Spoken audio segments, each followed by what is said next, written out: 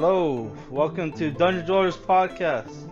I'm your host Justin, and today for Christmas month, I'm reviewing the 2009 Norwegian film Dead Snow, which is it's supposed to be a horror comedy, but I would say there's a lot of action in the movie, so it's like a horror action, comedy film, even though the director intended it to be a horror comedy movie. I'm gonna just add the action tagline because that's how I interpret it.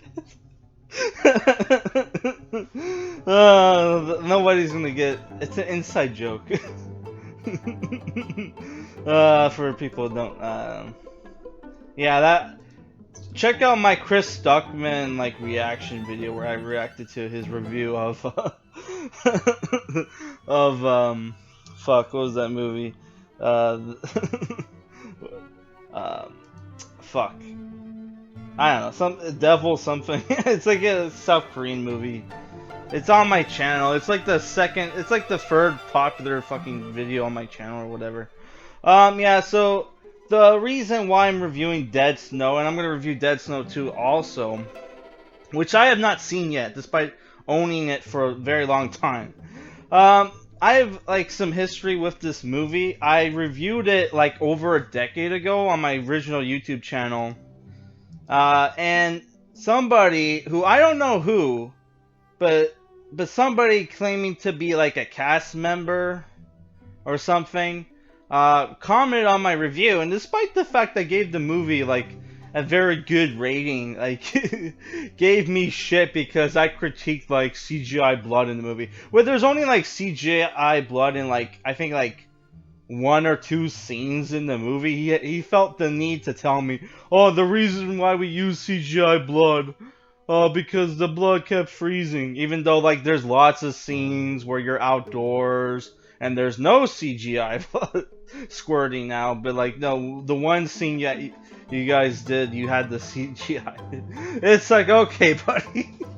Let's get into the cast. You have, oh, by the way, I was a huge Tommy Wirkola fan. I would use my history of this movie. I would used to watch it almost when I first discovered it. I used to watch it almost every not Christmas, but around Christmas time. And I did this for a few years in a row, and then I just stopped because I realized, oh, there's these things called Christmas horror movies. They actually do exist. There's movies like Black Christmas, Santa's Sleigh, shit like that. So the cast for the movie is you got Stig Frode Henriksen, who plays Roy, and he's in a couple other Tommy Wirkola movies. He's in Kill Boljo, which is a parody of Kill Bill, which came out quite some time after Kill Bill, and apparently Quentin Tarantino liked it. I don't know. I actually have that movie on DVD somewhere. He also starred in The Legend of the what was the name of that movie? Let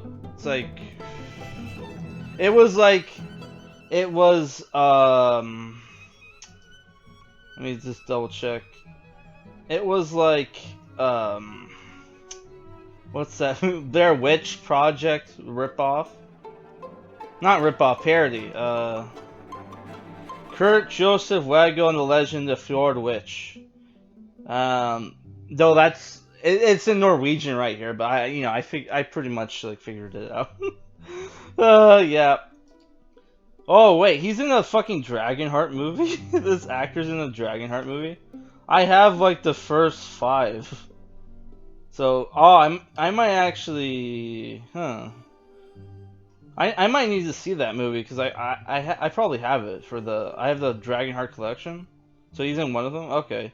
He was in Hansel and Gretel, which is another Tommy Wirkola movie. I don't remember him in that movie, but apparently he is. Yeah. So I've seen at least 4 or 5 Tommy Wirkola movies. I haven't seen his most recent one. Yeah, you see, like, Stig Frode Henriksen's in, like, a lot of his movies. You got Charlotte Frogner as Hannah, who's the girlfriend of Martin, played by Vegar Hoel. You got uh, Jenny Scaven as Chris, Jeppe Beck Larson as Aaron, who I do remember from Hansel and Gretel. He's in, like, the beginning. You got and he's also in the Carl Josef Wagel in The Legend of the Four Witch, if I said that correct, if I remember that title correctly. You got Anna Dale Thorpe as Sarah, Bjorn Sundquist as Tergler. Did he even give his name in the movie?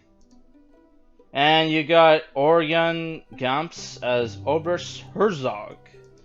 So the movie, it's basically a bunch of medical students, even though they only, specifically in the movie, they only said the one guy's a medical student. But then, like, you have one of the characters later on says, "Oh, we're all medical students." So it's like, okay, whatever. A bunch of medical students for Easter break go up into the mountains to, like, you know, have fun, drink beer, and, you know, have casual sex with each other, whatever, with their girlfriends or the one slut that's there. Played by Jenny Skaven, which I think in, like, Norwegian countries, don't they pronounce the J as Y, so it's like Jenny, which is like the money from, like, Mega Man games, or is it Zenny? No, it's Zenny. I'm fucking wrong. And, like, you know, turns out they meet this guy named Bjorn. Sorry, Tergar, played by Bjorn Sundquist, who warns them, hey, this area, Nazis used to live here, and they would terrorize us, but we killed them, but some of them got away. And before they left, they stole all the town's valuables and shit. Which, in the cellar of this cabin, well, not the cellar, it's like a little hole in the ground of the cabin where they keep their, like, you know, drinks cool, because it's Norway, so it's very cold there, right? They find, like, a little box with valuables in it, and it is probably the stolen valuables the Nazis have. Well, the Nazis are now undead and want to kill anybody that discovers their gold. So, like, the movie, after that point, which is like halfway, it turns into a siege movie, and you even got, like, a cool scene where the survivors make a last stand, and, like, the Nazis form lines and just attack each other, and it's, like, pretty cool action in the movie. Lots of gore. There's like actually two cool practical effects where you have a guy whose, like, head is ripped open, and, like, another character gets, like, all of his limbs, like, torn off from him, and you have another character who's, like, you know, gets disemboweled, which is funny because, like, there's a scene where, like, when the old guy is telling the history of this mountain town, the Roy character, played by Stig Frode Henriksen, who's supposed to be the comedic relief of the movie, is making jokes like, "Oh, we're all medical students, so we can look after each other." So he grabs the kid by the guy, even kid, but he has, like, a fucking receding hairline. Actually, spoiler alert, the last two survivors of the movie have receding hairlines, which is, like, kind of badass for me, because I also have a receding hairline. So yeah, a receding hairline master race. we kick ass. The receding hairline guys kick ass in the movie. Or the Chad, the Chad guy played Vegar, who's played by Lasse Valdal, who's pretty badass in the movie, gets just blown the fuck out by the Nazis in a pretty brutal way. It took me a while to realize, like, this guy, who does he look like, right? And I finally realized he looks like the actor whose name I just forgot. Oh, fuck, let me look it up for a sec.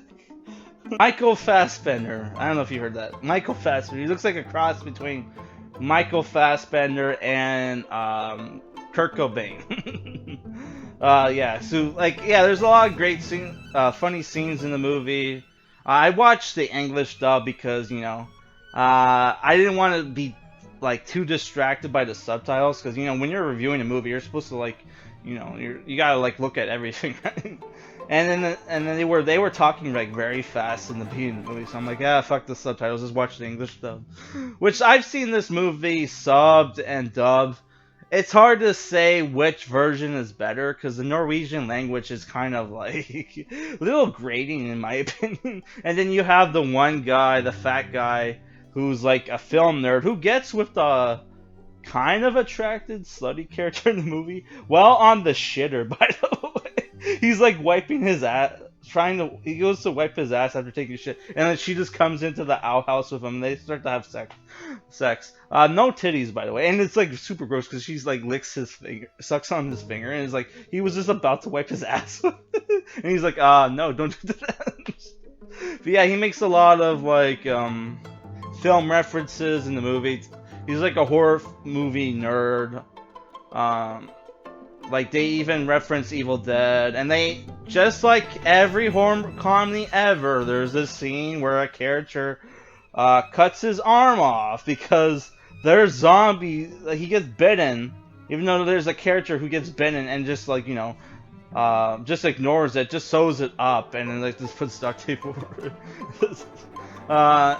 Yeah, gets bitten, and, like, you know, he decides to cut it off, and then immediately gets his dick bitten by another zombie. And this is fuck it. Yeah, so, like, yeah, there's a lot of funny scenes in the movie. I would say if you haven't watched this movie, it's, you know, I know when this movie came out, the whole Nazi zombie trope wasn't overplayed like it is today, especially, though it's mostly overplayed in, like, Treyarch games, but, like, you know, it's still, you know, this movie, you can't, like, give it too much flack for having Nazi zombies. They were kind of like the first movies that ever have Nazi zombies, as far as I know. Like, I know there's this Ray Stevenson, the guy from Rome, and, like, the second Punisher movie. Not the second, the third Punisher movie, because, like, you know, there's, I keep forgetting they're, like, the other Swedish guy. I can't remember. Whenever I do reviews, I just magically just forget actors' names that I usually know all the time. Dolph Lundgren, sorry. Yeah, Dolph Lundgren played, like, you know, Punisher once in the movie, which he actually did, like, a decent job. That movie is not too bad, actually. It's kind of cool, because it's not just him versus the Italian mob like it is in every Punisher movie. It's him being forced to team up with the Italian mob to take out the Yakuza, because the Yakuza are, like, ruthless as fuck, and they have no problem killing kids and, you know, people's wives and shit. So he's like, the Punisher is, like, kind of forced to team up with the Italian mob, who's, like, the head of the Italian mob is played by a French actor for some fucking reason. Well, they did, like, they explained that, like, you know, that he went away to Europe or whatever for school, and that's why he has, like, a French accent or whatever, even though he's supposed to be Italian. Doesn't look Italian at all, but whatever. Yeah, so my rating for this movie, you know, I think back in the day, I gave it like an 8 out of 10. You know, it has aged, but I'm giving it a 7 out of 10. It's a solid movie. It's a great movie. I definitely recommend it, but I don't know if I would recommend some of his other movies, like like the Blair Witch ripoff that he did was actually, I found it very funny, but, like, other people might not. But I don't know, because that one is very fucking low budget as fuck. Though they actually show the witch in that movie, which they actually did apparently in the original. But it's like she's only on half screen for like half a second or whatever. But yeah, that's the end of my review. Bye. Oh fuck. I pressed yeah, the voice recorder went off screen for a second. Yeah, so I'm gonna review Dead Snow 2 tomorrow. And did I mention I have this on a Steelbook? They made Steel books for like for DVDs, which I don't for the Blu-ray copy for the second movie. All right. Peace. And for the last two movies, I don't know. I'm probably gonna review Eyes Wide Shut, maybe, and the last movie I'm gonna review, which is not even a full movie. It's called Kazuo Umesu's The Present, which is like a killer Santa Claus movie. Because the first movie reviewed was a killer Santa Claus movie, so it's like poetry. It rhymes. Bye.